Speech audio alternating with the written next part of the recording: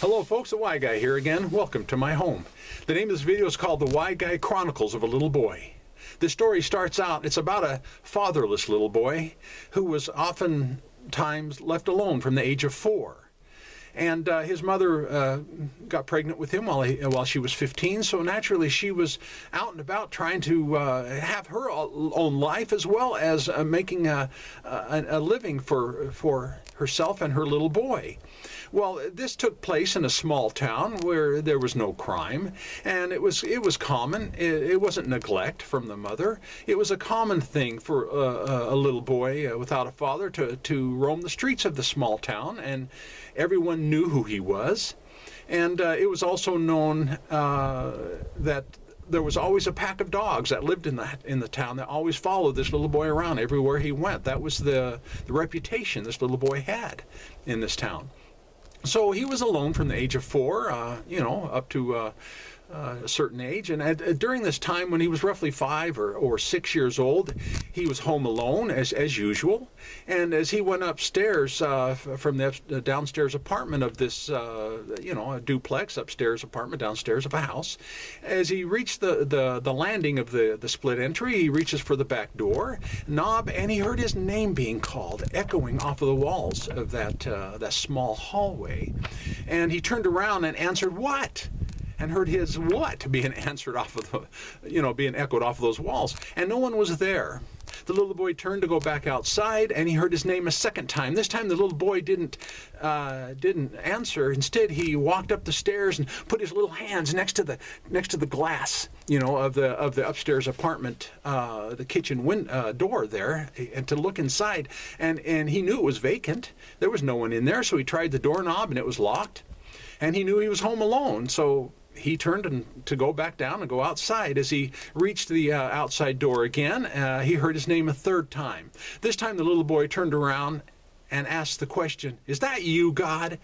And he knew in his heart that it was, and he turned and left. Not waiting for an answer. I've often wondered about that from that little boy. So anyway, the little boy did grow to be unfortunately, grew to be an angry young teen due to a lot of physical and emotional and mental abuse that he went through at that time. And one of those occasions where the bitter, angry teen was in his bedroom, locked away, watching Wild Wild West. 3 separate weeks in a row, he heard a knock on his door. His parents, at that time, he was adopted by his father, and his parents invited this preacher and his family to come over, and the little boy, he later on found out his name was Tony, was knocking on his door, a little 4-year-old boy. He rejected him the first 2 times when the little boy wanted to come in, but the third time he finally let him in, and the little boy jumped up on him, on the bed next to him, and just held him close. The young man was very uncomfortable with this, wasn't accustomed to anything like that. The little boy asked him and told him that Jesus loved him, and he invited him to church. Well, naturally, the young man, but the young teen didn't want to go to church, but he couldn't say no because he didn't want to discourage the little boy. And there's more to this story than just that, but that was pretty much how it sums up. Well, 2 weeks went by, and the little Tony never showed up again. And so it was driving this young teen crazy, so he had to get to this church and keep his word to this little boy. Well, the one Sunday evening, this small church where the upstairs, it was a home, where the upstairs was gutted out and made into a sanctuary. The downstairs was the parsonage. And as the story goes, the young man sat on the back row, very angry and bitter, because little Tony wasn't there. He was being disciplined. He was made to stay home and go to bed early. And so the young man was angry about that, and the fact that he was sitting in this crazy place, And at the end of the service, he didn't remember anything that was said at the service, but at the end of the service, the various, 8, 10 people went up forward to pray together, around this platform thing. And the young man just sat there judging them and just very bitter. And off to his left, roughly at 9 or 10 o'clock, off to his left, he saw an apparition. He saw a vision of what he knew was Christ. He knew it was. But that didn't surprise him as much. But he didn't, as what was standing next to Jesus, it was an apparition of himself. standing right next to him, and he saw the love, the peace. He saw an incredible being of this Jesus, and but yet standing next to him, he saw a very angry, bitter, very in that respect, very ugly person standing next to this very beautiful person. And this obvious difference caused this young man's heart to break. Broke like it never has before in his lifetime. And this young man found himself in a fetal position, sobbing on the floor beneath his chair, and praying to himself, that God, I want to be like Jesus. I don't want to be like that other guy. And the young man got up, and his arms weighed 50 pounds apiece, and this teen, and he wiped the tears from his eyes. And what was so odd about the whole thing, even more so than the vision, was nobody there knew what happened. It was almost like time stood still. Nobody recognized it. Nobody knew what happened except for this young teenager. All right. Now, approximately a year later, this teen started going to a youth group, and all he wanted to do was just worship God in song. And one of those quiet times, he prayed to himself, God, if you teach me how to play the guitar, I'll play for you for the rest of my life. The following week, a member of that youth group came up to him and handed him the guitar and said, here, I'm supposed to give this to you. The following morning, was Saturday morning, the young teen, mid-teen at that time, woke up and picked up that guitar and began to play it. Not just play with it, not just play at it, began to play it. Play chords, finger picking, strumming, and thought that was normal, and wondered why he didn't do this a long time ago, because it was so easy. Wrote his first song within a week. This is what happened to that teen. Now, approximately a year later, this same teen took his guitar along with some other young people to a gathering of a New Year's Eve gathering in a home, someone's home. And he noticed that there was a banjo sitting on a guitar stand in the room, and he asked permission. May he hold it? He's never seen a 5-string banjo before. Well, the host of the party, the homeowner, said sure, and he picked it up, and that teen in front of 20-something people began to play it with the other guitarists. And it seemed easy. It seemed fun to this teen. That such a unique sound, and it was so much fun. The following Sunday, the homeowner came to the church that went to the same church as this mid-teen, and gave him his banjo and said, I've been taking lessons for 5 years, and I never sounded that good as you did the other night. And this is how, and besides, I want to buy a new banjo. This is my excuse. Well, this is how the mid-teen got his first banjo. Approximately, a couple of years later, to move the story forward about this little boy, the later teen had a catastrophic accident. He crashed hang gliding, and he shattered his left arm and elbow. And the doctors talked of amputation. It was that bad. But later they decided to assemble the bone fragments, against a piece of stainless steel, and claiming and told the teen that he would never have normal use of his left arm ever again. Well, within a week of being released from the surgery and from the hospital, the teen went to visit a church where a guest speaker named Malcolm Smith was teaching. Malcolm Smith was teaching, and there's more to this story as well. But to keep this video a little shorter, after the service, the teen went forward for prayer,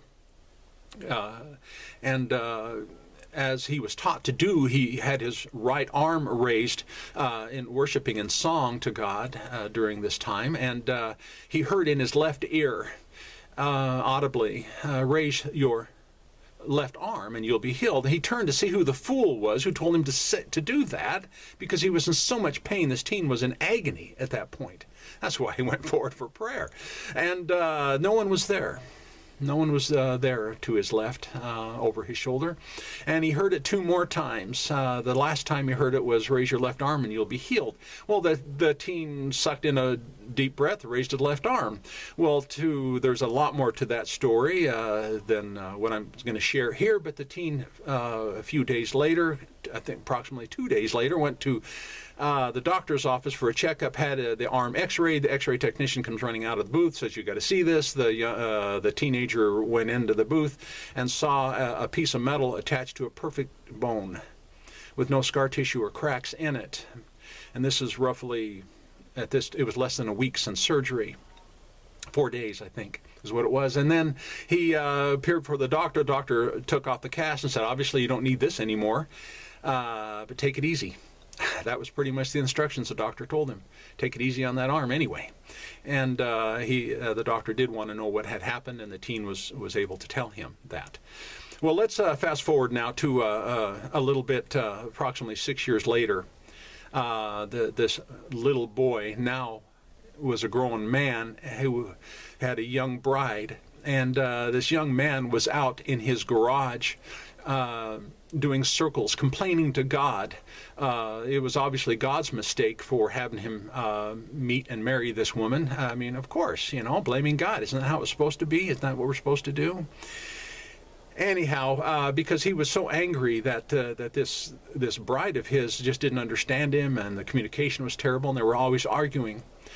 Well, this young man was stopped up short. He didn't know if he heard the loud voice in his head or outside of himself, but he heard God speak again.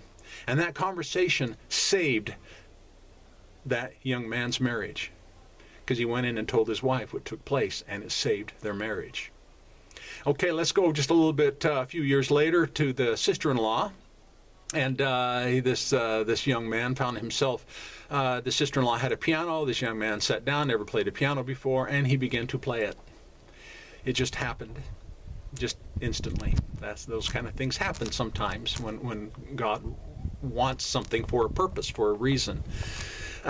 Years later, this was a middle-aged man at the time of the piano. Years later, as an older man, this man was given a revelation of a truly loving God. And this older man thought he knew of this truly loving God, but he really didn't. But he thought he did. And when the older man had realized how he had been deceived by ignorant, well-meaning, but ignorant and very loving people who claimed that their God was going to send countless souls to hell.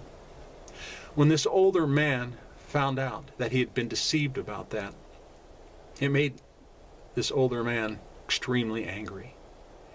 And because, just to think of all these years, he could have known this truly loving God, but instead he always had this pent-up anger that was just, I should say, a lack of love and a lack of trust that was just below the surface, of this older man's praises that he had for God. But it was right below the surfaces that he always ignored and pushed aside, but it was always there, you see. And that didn't have to be. It didn't have to be that way if he didn't go through all those years of deception. Well, shortly thereafter, this older man then began producing YouTube videos trying to explain his newfound freedom, to others, and newfound peace. While at the same time he wanted to expose the lies and the deceit of religious dogma, you see. So the older man's next step after doing the videos was to converse with people. So he joined Facebook, and it resulted in making a lot of great friends on Facebook. But unfortunately, it also meant making a lot of new enemies too. Some on Facebook have tried to convince this older man that he's the one who was actually deceived about hell rather than themselves. And then there's those others on Facebook who have tried to convince this older man that God really doesn't exist. Just simply amazing, considering what this older man has gone through. Now, to both of these peoples, the older man just couldn't help himself but to sadly laugh. I realize that's an oxymoron, but that's how it goes. That's how it was. Now, the one thing that does make the older man laugh is the notion, that God doesn't speak audibly. That That's hilarious to the older man, considering what he's been through. You know, he's recently saw a news broadcast of Joy Behar off of The View making fun of the Vice President Pence, because it was known apparently that Pence not only would talk to God, but he would also hear from God as well. And as Joy Behar made fun of that, saying it's okay, it's one thing to talk to God, but then to hear, you know, and everybody laughed and made fun. You know, from the older man's perspective and from his story, wow, you get the point, right? Now this little boy still, from the beginning of the story, still lives within that older man, still wanting and wondering, still excited, still sometimes angry, waiting for God to do something, to do anything. As if everything that was in this story that was shared with you on YouTube here, everything that was shared, as if it never happened. You know, what a spoiled little boy. That's all I can think of, is what a spoiled little boy of this story. You know, folks, this is the reason why I do these videos. It's because of that spoiled little boy. Consider looking me up on Facebook under the Y Guy, the group The Y Guy. I'm Avatar Jonathan Jones, and give me a thumbs up, thumbs down. Maybe subscribe to this video, to this channel. Please be polite if you're going to leave contradictory, or if you don't agree with what I've said or shared in these videos. Please be polite about it, and we can have a good conversation. Thank you for viewing.